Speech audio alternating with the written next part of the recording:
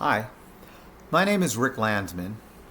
I'm not sure who's going to be listening to this, but I've decided to go through the box of things that I had from when I went to the University of Buffalo from 1969 to 75 and narrate with you the history of how the Gay Liberation Front started in Buffalo, how the College of Urban Studies started in Buffalo, and use my life as a way of being able to talk about that history. Now, as an overall introduction, I was born in New York City in 1952. I am a baby boomer. My parents were both German Jewish refugees that got to the United States in 1939. My father and grandfather were part of the Kristallnacht Jews that went to Dachau in 1938. They were released. My grandfather got to America under the quota system. My father went as an unaccompanied teenager at 18 to London to wait there until he could be reunited with his family as they assembled in New York City. They were the lucky ones. They were the only ones in their family that survived. My great-great-parents on both sides of the family did not survive. The brothers and sisters of my grandparents and their spouses and children didn't survive, except for a few of the children that went on the Kindertransport. So I grew up in New York City at a time when segregation and discrimination was the law of the land. My block was 100%, or was mostly Jewish. We had two families at the corners that weren't. My school was mostly Catholics and Jews. After the immigration laws of 1924, it was Irish and Italian Catholics and Jews that America was trying to prevent coming into this country and were living together. The white Anglo-Saxon Protestants, as they were called at the time, were living in neighborhoods like Kings Point, and we were living together, going to school together with mostly Irish and Italian and Jewish people. Now, I grew up in Eastern Queens, and where, although almost everyone was Jewish, the other children on the block had grandparents who had a Yiddish accent and spoke like this. In my family, it was my father who had a German Jewish accent and spoke like this. But my father, when he does get to the United States and reunites with his father, mother, and two sisters, when the war breaks out and America enters, he joins the war as a United States soldier and goes across North Africa to Sicily, to Anzio, to France, and then he is there when Dachau is liberated, and he is the first American soldier to enter Augsburg, his hometown, the day or so before they are officially liberated. So my family's a little bit different. My father kept in touch with the people in Augsburg, forgave the peoples, the country that murdered and enslaved my family. Every Memorial Day, Holocaust Memorial Day, I recite at least 17 of the immediate members of my family. And I didn't realize, now I'm in my 70s, how much that influenced almost all of my life, and how lucky I was to have parents who understood what it was like when a society breaks down. They grew up in the Weimar Republic in the Nazi era and watched how all of their civil rights disappeared. Remember, it was legal to lock up people and kill people. It was not legal to hide people in the attic. So the people who turned in Anne Frank, they were following the laws. The people who hid Anne Frank, they were violating the laws. So now here I'm growing up in New York City, in Queens, and I realized from a very young age that I'm gay. Didn't have that word at the time, but I knew I was different. And in my Hebrew school class, when I am almost 13, I asked my Hebrew school teacher if there was a ritual for two men to get married. After getting yelled at so much, I realized that maybe I shouldn't really say this out loud, but I knew that I, as I said, was attracted to boys and not to girls. And then in my Jewish summer camp that summer, I talked to my counselor about it. I told him I had a crush on Wayne, and he said, "Don't tell Wayne." But to this day, Wayne and I are still friends. Of course, he's married, has children, and he has grandchildren. So just to sort of set the feeling, this is a picture of my Hebrew school graduation class, and I'm the one in the gray suit in the first row. Another thing in my life, I am always one of the shortest people in my class. Right now I'm only 5'1". At my height I was 5'2". Now, I continued going to Hebrew school throughout high school.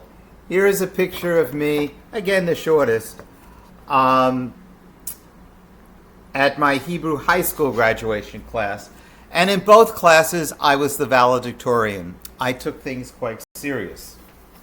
Now, in my schools, I went to public school.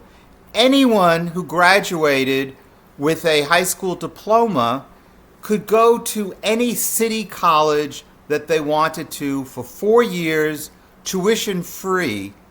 We didn't have this indebtedness of student loans.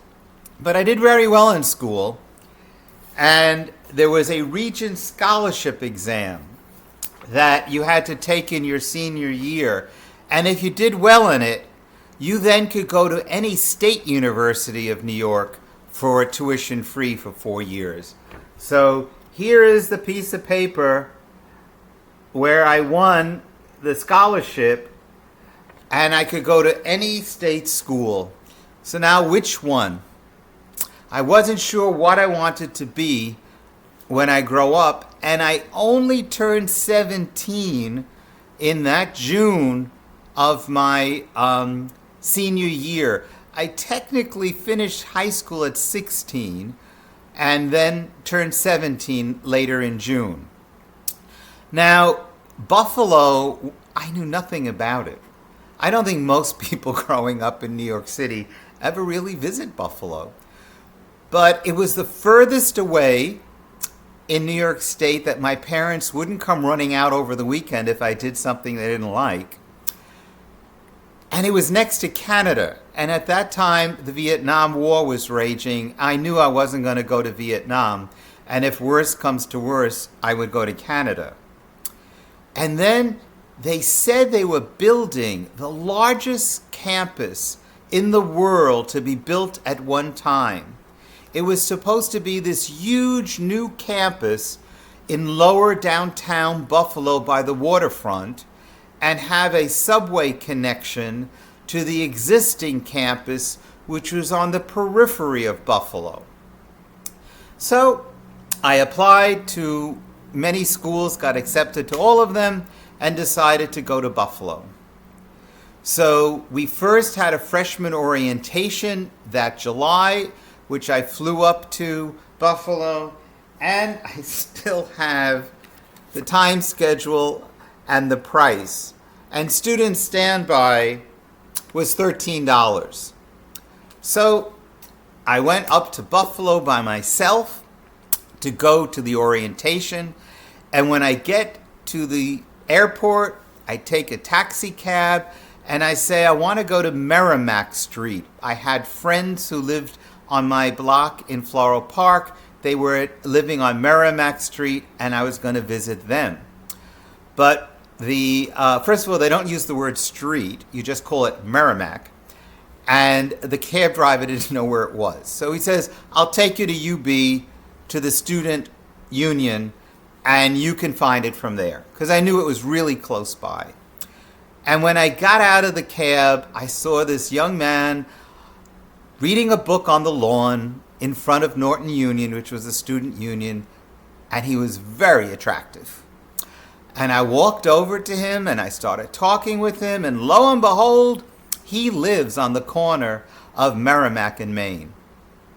So we struck up a good conversation. He walked me over to where Judy was living, which was the next house in.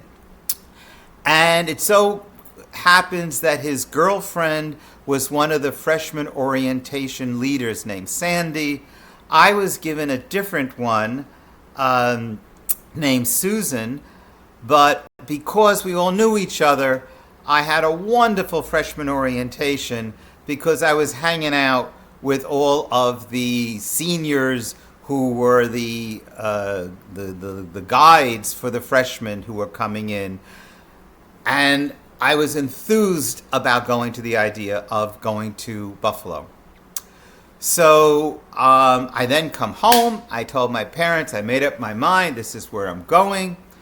And I remember it was right before the men landed on the moon, because I was writing a letter to my friend Greg, who I had met on that lawn that day, while the men were landing on the moon. That September, my parents pack up and drive me to UB. And again, a strange coincidence, a woman who lived on Allenhurst Street was a childhood friend of my father from Augsburg. And I won the lottery to be able to live in this garden apartment development. Again, we were the baby boomers. There wasn't enough room in dorms and in classrooms for us. So I stayed in this garden apartment complex that the university rented on Allenhurst Street. There were 5 freshmen on our side with 2 bedrooms upstairs. Me and Paul was in one bedroom, and 3 other guys with a bunk bed were in the other bedroom.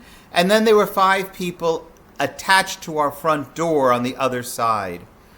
I at first loved it. I wasn't really in a dorm. I was living, off campus. I had a bicycle, so it was only like a 10-minute ride to campus. Except around, I think, Halloween or so was the first time I was beaten in Buffalo. And it was the guys on the other apartment that beat me up. So I went to the dorm, people at the university explained what happened, and they gave me back the money that my parents paid for the first semester for the, they called it dorm rates, but for living in Allenhurst. And my friend Gregory, he lived on Main Street and Merrimack in this building. And you see this little dormer area on the top. Well, on the 3rd floor, it was only about 5'8" tall. And for $25 a month, Gregory said I could move in up there. And Gary was another senior. Greg was a senior. And Gene, who had the lease, he was an African-American 40-year-old homosexual who worked at the Beef and Ale restaurant across the street. So in a way, he was our sub-landlord, but we all lived in the same apartment together. And I was so happy to be living in the same apartment with Greg. It was exactly on the same street as the campus. Main Street, which is, where this is one of the boundaries of the campus that we only knew about at that time. Of course, they never built a new campus in downtown Buffalo. They instead went out to Amherst, to the Republican suburban area, and built this huge complex, which I never went to school at. But nowadays, people know that as UB, and I believe what we called UB, I believe, is the medical school, at least 20 years ago when I went up there for the 30th anniversary of starting the Gay Liberation Front. That was the medical school. So here I am now living right on campus with Gary, Greg, and Jean. And next door to us are 5 women. Barbara, Cindy, Marcia, Dana, and Margot. And at night, we would go next door, could drink wine, talk to each other, whatever. And Greg was actually dating Marcia after he broke up with Sandy. So we all knew each other very well.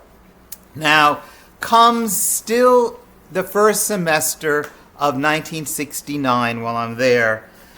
The anti-Vietnam war issues are raging. Don't forget, college students, we're the ones, if you don't have a deferment, are going into the Army. And this is just one of the newspapers or whatever that I kept from 1970. But I also have in 1969, and Greg and I, with his first girlfriend Sandy, went to Washington for the first March on Washington against Vietnam. And I was active in that. I was actually helping to get the Bluebird buses so that we were able to go down. And I kept this. So this is almost every flyer that we had. And we were very creative. We had wanted posters for all of the different, this is the entire set, of all of the different people, including one of them was for Ned Reagan. And again, one of the quirks of fate, I moved in 20 years later, whatever, in Manhattan, to a building that was next to the State Building, where Ned Reagan had his office. And one day, he's walking out of his office, and I'm walking out of my apartment, and he looks at me, because I was one of the students that went to speak with him after the riots, and he goes, "You're familiar. Where do I know you from?" And I didn't want to say anything specifically, but he called me an afterbirth. I was this young little kid, and I'm going through all of them. This is Argentina Rocky from Standard Oil. Wanted A. Sluminski, because Miss Sluminski. Howdy Doody. But I can't find the one. Oh, wait, no. That's probably, I saw one that said ray guns. Yeah, so this one was probably, although it says Peter Reagan. So I thought, well, anyway.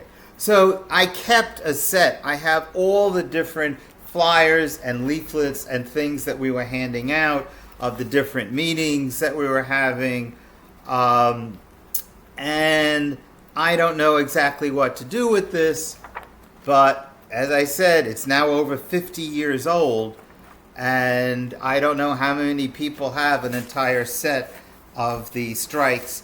Of course, when Kent State happened in May, I did see a green station wagon with police officers riding near Norton Union with rifles, and they did shoot buckshot, which did make little holes in the door frame around Norton Union. So, of course, they said the police were never on campus. And, of course, that did end the riots as far as we were having at UB. And we had almost every night something, because we were like the center of a bagel with Bailey, Main Street, and Winspear around us. And the police would have to come from the periphery to get to us. And we could just barricade Norton Union and throw snowballs, which I never did, because I was afraid that they'd call me a sissy because I don't throw snowballs good. But basically, those were like the evening entertainment that we had almost every night, was the students versus the police. And I was told that when they designed the new campus out in Amherst, they made sure that it was easy to be quadrant off and shut down and spread apart so that the students would never be able to take over the campus again. So here I am also. I made a card that my parents kept for Mother's Day that year, which was from the Buffalo student newspaper, The Spectrum. So here is a picture of us when we were marching downtown. Here is a picture of the police tear gassing us at Parkside Candies or ice cream, whatever, which is only 1 block away from where I was living. And here they are, right in front of my house. So these are the police pointing their guns at us as they were shooting tear gas at us on Main and Merrimack. So, what did I write? I'm fine, I'm well, I'm happy, considering, love, Ricky. So this was my Mother's Day card in 1970. Okay, so now it's 1970. I am back in this January for the next semester of school. And I go next door to where the 5 women were, which I would do almost every night anyway. And a woman comes in, she passed away last year, named Madeline Davis. And she says, "No men in here, get out." And I said, no, I live next door, I'm gay, whatever you're talking about. I said, no, if you want to, go start your own group, but out of here. So I walked next door, and I said, okay. So I was already active in the student association, dealing with the Vietnam War stuff, dealing with other groups. So I said, all right, I'll start a group. Now, I knew what was happening in Manhattan with the Gay Liberation Front, so I decided to fill out the forms for a Gay Men's Liberation Front. And I said, if the radical lesbians won't let me, be there, I'll have a group for gay men. So I went to the meeting, and at first I was laughed at. People thought I was joking until I said, no, this is for real. So they said, okay, we can't vote on it now, because I didn't know any gay people. I didn't have really any gay friends. So they gave me a month to the next meeting. And they said, you can set up a table in Norton Union, where I set it up in the back near what was called Haas Lounge, next to the candy, not a booth, there's a window where a guy was behind there selling candy. And I figured it was safer there. And I set up a table, and I read my textbooks, doing my homework and stuff. And as people would walk by, I had a big sign that I made out of oak tag that said Gay Men's Liberation Front. And people would laugh, and people would throw things, and some people would walk by 2 or 3 times looking, and I was wondering maybe. And then a woman named Wendy, I believe, walked by and said, hey, I don't get along, I don't feel comfortable with the radical lesbian group, I'm a gay woman. Can I join your group? I said, as long as you help me make a new sign. So we made a new sign that was just Gay Liberation Front, identical to Manhattan. And I changed the forms for the application. I then, during that month, Benny Wollman walked by, he became vice president. I think Wendy might have been the secretary or treasurer, and we did get enough people to be able to apply, to get voted upon, and they gave me a check for $800, a room that I had to share with another group, but the right to set up a table and to use Norton Union for things like dances, etc. So I do remember taking the $800 check, which was written to the Gay Liberation Front, but from the state of New York, SUNY, and having to go to a bank and open up a bank account and to be able to deposit it. Now, these names to the people there mean nothing, but I walked by Baird Hall, And then there's this long green grass as you walk down to get to Main Street near Bailey. I believe it was M&T Bank, because this is my M&T Bank book. And what is really funny is this is all done by hand. Things were much more not computer driven at that time. So I don't remember the exact details, but yes, I don't know if it was a separate account or part of my account, but they did accept the check, and I think it was a separate account. And I was able to use the $800 that they gave me. I flew down to New York for one of the next vacations, probably spring break, and I went to see Craig Rodwell at the Christopher Street bookstore. And I probably bought like $200 worth of books, literature, soft porn.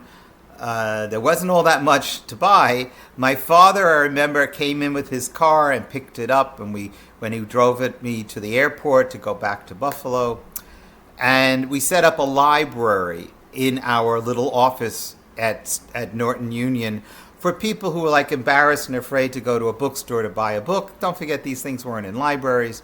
So that was part of what we did at that time. We also had male consciousness raising groups. These were like group therapies similar to what I was getting in school, because I was a child of Holocaust survivors, because I was so young, because I was openly gay. I had B. Roth and Bob Altucker as my therapists, and I did go to group therapy. So I basically copied that. And that is how I actually had my first sexual experience at one of the consciousness raising groups. I would just start it and then say, okay, I'm a facilitator. You now, 8 or so people, handle it yourself. I'm leaving. And I'd say, let's start off talking about your first sexual experience and stuff like that. And I got up to leave, and someone said, why don't you talk about yours? And I said, well, excuse me, I'm 17 years old, and I haven't had any sexual experiences yet. Oh, well, that night I met Sam Goldsmith. Unfortunately, he's also passed away. And I had my first sexual experience. I remember the exact date, though, February 26, 1971. So actually, I just jumped a year. Because I called up my parents that night to wish them a happy anniversary. Their anniversary was on the 27th. Actually, you know what I'm going to do? I'm going to stop and go back in time again, because I see this poster. That June of 1970, I had gone to New York City also, for a summer break. And I heard about the first march to commemorate Stonewall, which happened to be on the last weekend of June in 1969. My bar mitzvah was the last Saturday of June in 1965. So the universe was sort of giving me a heads up. My bar mitzvah is the anniversary of what we now call Gay Pride Shabbat. But I did go down to New York. I knew about the demonstration march. It wasn't a parade. And I went to it. And as I'm standing in front of the Stonewall, I thought we were going to go up 7th Avenue, and then I looked, the police were all there. I didn't know if we had a permit or not. The rumor was we did not have a permit. So then the people started marching towards 6th Avenue and up. And at that time, I was still walking on the sidewalk. I did see the big red, white, and black Gay Liberation Front banner. And I did hang out around them. I did explain to them that I started a Gay Liberation Front up in Buffalo, which probably was one of, if not the first, college gay liberation group or, Gay Liberation Front group outside of Manhattan. But they were all older than me. They were like in their mid-20s. Some of them were even in their 30s. So I was walking on the sidewalk by myself because the police and people were saying, if you walk in the street, you're going to get arrested. And I didn't want to get arrested. So by the time we hit 14th Street, everyone is saying, off of the sidewalks and into the streets. Off of the side. So I got off the sidewalk. I got onto the street. And it was a very liberating experience to be with so many other, and again, at that time we didn't use LGBTQ, but to be with our community, walking up 6th Avenue on a sunny summer Sunday towards Central Park with people, looking on at the sidewalk, wondering what we were doing, but with a sense of pride and community and camaraderie with all of these other people marching with us. And then I did, for a while, walk with the Gay Liberation Front. And I remember getting all the way up towards Central Park and running the last block or so till I got onto the sidewalk of Central Park. And then I think we went up more towards the Sheep Meadow. But I was there at the first march, which now people call the Pride Parade, in 1970. And I still have, this is one of the necklaces that I made during that time period. And I have some of the older pins that I have from, again, the early 70s. But I have, boxes full of pins from the last 50 years. Now, one other thing about this poster, this is the poster that was hanging then. I bought it down in Manhattan over my bed in Buffalo from, the Gay Liberation Front, and it still has some of the tape marks on the back from where this hung over my bed. So this is the poster over the bed of the person who started the Gay Liberation Front in Buffalo. This is the actual poster. Now, other things that I did during that year, it's funny, I put the date but not the year, but when we started the Gay Liberation Front, I wrote, and again, these are on my website, which I'll explain later, but I wrote and typed these things and printed them off. One was, what is gay? Actually, this one still says Gay Men's Liberation. So this is an earlier thing. And then I wrote like an essay on liberation. So this is in April already. So, again, history is not exact. We find things and we make corrections. So Wendy might not have come by immediately. She might have come by and I might have had to amend the name. Because, as I said, I'm just looking at it, and it does say Gay Men's Liberation. But easily, by the time May and June came along, we were Gay Liberation Front. So, all right. So now we're into 1971. I'm back to where I stopped before. I have consciousness-raising groups. Over that Christmas break, my parents, we went skiing in Bel Air in the Catskills, and they asked me about sex, drugs, and politics. And I said, well, 2 out of 3. They know about politics. I went to Washington against Vietnam, and I had smoked marijuana, but I hadn't had any sex. I was still a virgin. But when I called them up on that night of February 26, I said, well, it's now 3 out of 3. Making the conversation very short, my father ended it with, Ricky, let me tell you, when I was your age, I had to walk across the street if I saw people walking down because they'd beat me up. I asked my mother, what the hell did the Jews do? Why do they all hate us so much? And what my mother taught me, I now tell you. She said, we did nothing wrong. The whole world is crazy. The Jews did nothing wrong. The doctors, the Führer, the police, they're the ones who are wrong. You just have to love yourself and be proud and be strong. And Ricky, I say the same to you. There's nothing wrong with you being homosexual. You're the same son that I've always had. And your mother and I will always be behind you. So when I look back now, in my 70s, back to the 1970s, and I wonder, how did I have the strength and the confidence to be able to do what I did? Part of it is because my parents, I knew, were always there behind me, supporting me. So I explained to them, I'm going to the March on Albany on, I think it was March 14th of 1971, and I might get arrested, I might get tear gassed, I might get my picture in the paper, which I did. And I wanted them to know about it first. So at that time, there was a Mattachine Society. Jim Zeiss was in charge of it in Buffalo. And I met him, and we got to befriend each other. And he drove me in his car to Albany. So I was at the first March on Albany with my college group of people with the Mattachine Society people.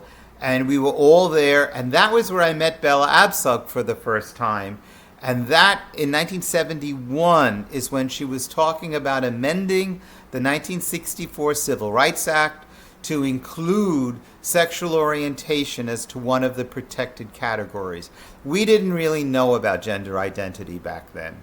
She introduced it as a bill in Congress in 1974, and before he was mayor, he was the congressman Ed Koch. He also signed on to the bill.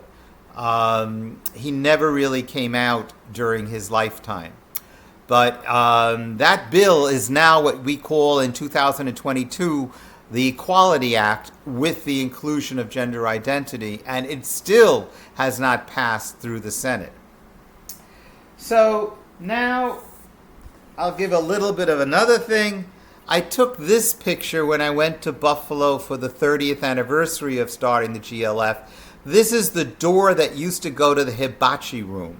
Now again, when I was too young at first to get into a gay bar, but after I turned 18 I could.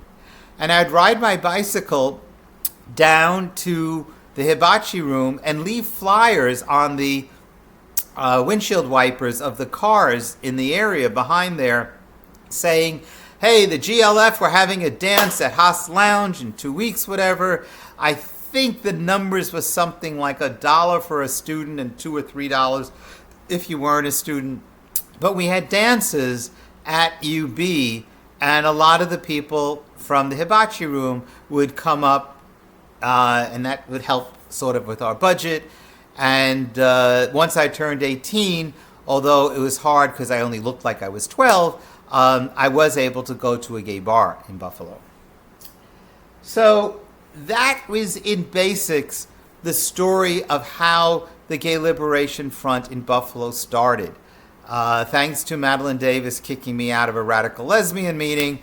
And we grew to the point of having probably around 30 members at the height of it.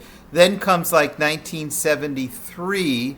I'm still very active, and we were having a dance when I got set up and got beaten badly by 9 guys, mostly from the wrestling team, in Goodyear Dorm, which is the one all the way down by Bailey. I was visiting my friends on the 8th floor.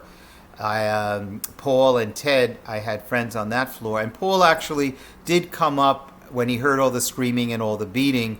I was beaten pretty badly in the hallway when they opened up all their doors and they all came out and they jumped me. Unfortunately, that would not be the last time I was beaten, and not the worst. The worst was in 1984 or 5-ish, where I had to go to the hospital for a week. But my friend, who was actually one of my teachers at the time, took me to her divorce attorney to get a civil order of protection against the guys who beat me up, because the school would do nothing. The school and the police said, boys will be boys. You shouldn't have started the Gay Liberation Front. It's part of the passage of boys growing up that they beat up on gay kids. And I was this tiny little kid, so they beat me up. Another little footnote to history, years later, after the internet is created, I forget if it was a call. Yeah, I think it was a call, not an email. So someone tracked down to get my phone number, and it was one of those 9 people. And he was in a 12-step program where he had to ask for forgiveness. So, I mean, I forgave the guy, but of course, he was now gay, openly. Part of the problem of homophobia, whether it's politicians, priests, or people who beat up on gay people, a lot of the time is that they're just hiding and compensating for their own internal problems.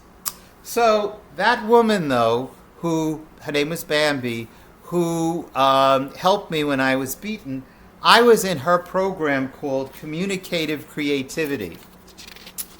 And this was a program where, here's Bambi, where we took 100 UB students and 100 children who were blind or deaf or disabled or had CP, and your curriculum for 4 credits for 1 semester was that child and their family.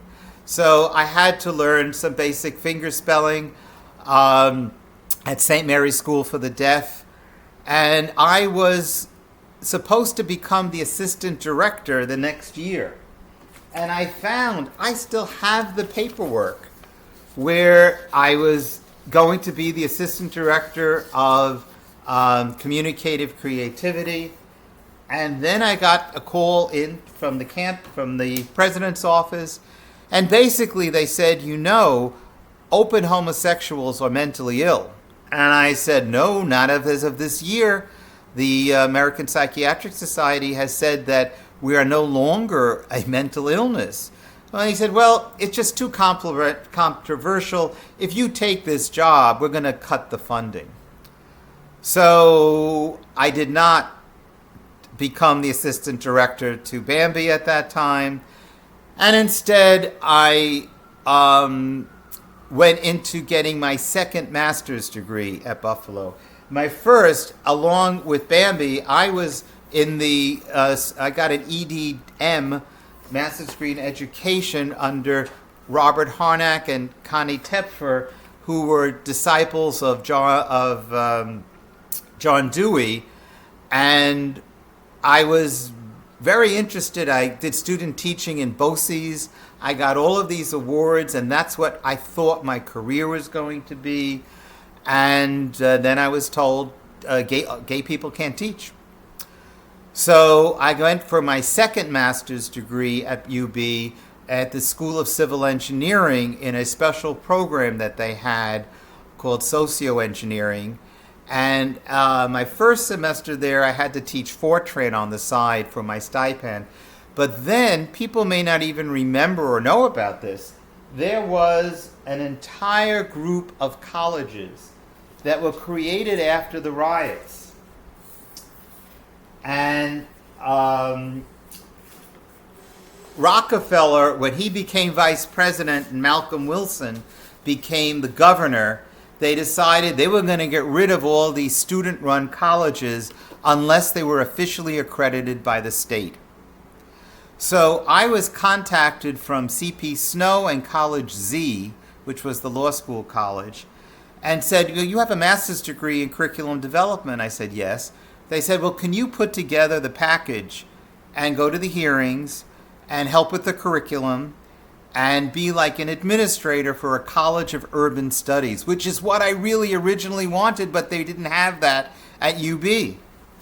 So here is a August 16th, 1974, from the Buffalo Evening News, while we were going through the process, and I am quoted here saying these courses will help the students determine their interest to get to know the Buffalo urban situation better and give them the skills to work on the job. They will have a better idea of what an urban planner does after taking our courses and working on planned internships with the local government. He added that the university will benefit from more relevant courses and the community from the college's proposal for solving real urban programs. So not only, as I said, did I help to put this college together, I also did the artwork. This is the cover that we had for our classes, and I did teach one of the classes. So this is the courses and the description. So I do have probably the only booklet left of what was the College of Urban Studies.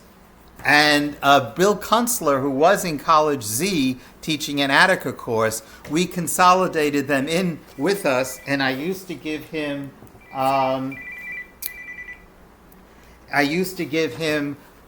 his paycheck. So I also did the graphics. So this was our flyer that I did.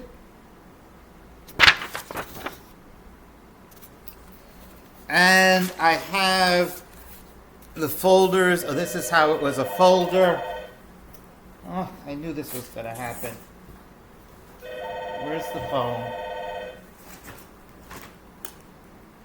I can't speak now.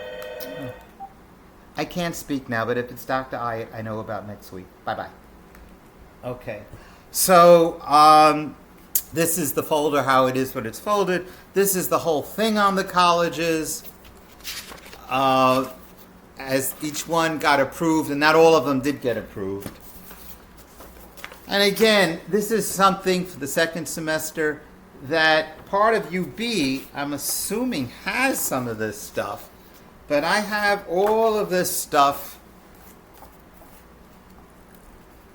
that I'm hoping one day I find the proper place for it. And the other thing that I did, besides the Gay Liberation Front and the College of Urban Studies, I painted this window at the North Buffalo Food Co-op. So I was active in that, and I did this flyer. It was on Main and Winspear. So that was the other thing I was proud of at Buffalo, doing that. And I did graduate. My name is in the books. So I got my BA in sociology, I got my EDM in education, and I got an MS in civil engineering. So, and as I said, I did do student teaching both at the Williamsville Teacher Education Center program and at BOCES. And I got all these awards, and then I was told, you can't teach. So I was interested in urban planning. I started the College of Urban Studies and was an administrator and lecturer. So I got accepted to Rutgers, and I went and got a 2-year Master's of MCRP City and Regional Planning, Rutgers. I befriended the people at the gay bar, Manny's Den, which was the bar in 1967 that won the New Jersey Supreme Court decision to allow homosexuals to be able to congregate in a bar with a liquor license. So 2 years ahead of Stonewall in New Jersey, the law was changed to allow for gay bars to exist. And then I went back to Buffalo for the 30th anniversary, Out Loud and Proud, and I spoke in Buffalo, and I think this is Wilson Cruz. He was also one of the main attractions. I was not, but he was there. And again, this is just, I have pictures of the 30th anniversary. On the 50th anniversary, by that point in time, no one knows anymore who I am. But at least here, this was the 30th one, and my name is mentioned. And then we had COVID. I did try to contact people from UB. Nothing ever happened. And another thing is, this is also the brochure that they had for the 30th anniversary. Oh, and I have my bio in here too. So here I am. That's my picture. So when the Republicans started getting very homophobic, they were threatening to cut back all funding for any LGBT student group. So I started something called the Founders Award. And out of my own money, this wasn't tax deductible or anything, I just gave money to whoever would become the president of whatever it was called. So I think at this time it's called the Alliance, the Lesbian and Gay and Bisexual Alliance at UB. And I have two of them. So there was a John Armstrong and there was a Tina Barfoot. But there were several. This went on for several years. In that, my goal was that we should have an alumni association where it would grow over time and people could pay $10 or $20 to guarantee that there would be a funding for the student association. But all things worked out okay in that funding was never cut by the government. As I said, just then the decades would go by. I got a job at NYU. I worked there for 20 years. Oh, one good thing is I couldn't go to law school before the Buffalo law case of Onofre, where in 1980 the Court of Appeals in New York State said that sodomy was no longer a crime. And before that, if you were an out homosexual fighting for gay rights, they considered you a criminal fighting for criminality. So the morals turpitude clause would prevent you from being a member of the Bar Association. So it wasn't until 1985 that I went to New York Law School, where Art Leonard was already teaching as an openly gay professor. And so I did get my JD from New York Law School. And then, I worked for the city for 5 years as an executive director of the Division of Real Property. I worked for a Brazilian construction company. Then I worked, as I said, 20 years at NYU as a lawyer, as a professor, as an administrator. I am now retired. I'm in my 70s.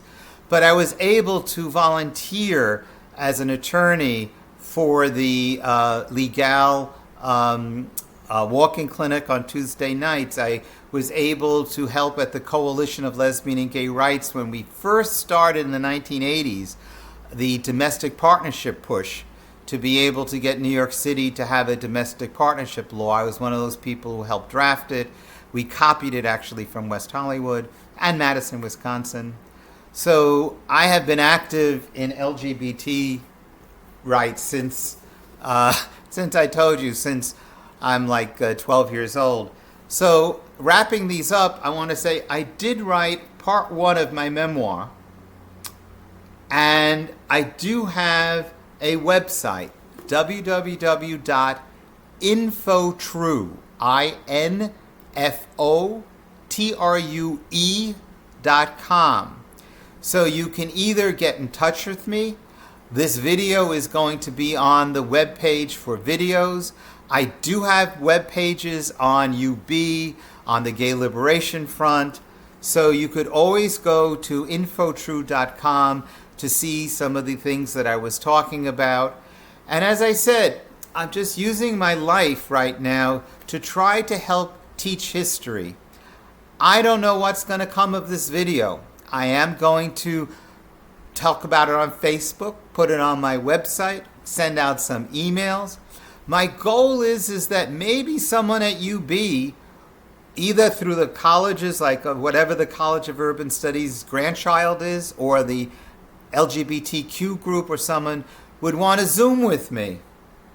But it's sort of not that usual that you would be able to speak to someone from 50 years down the road. So again, thank you very much all for listening to this. I hope you found it interesting. And with that, I say goodbye.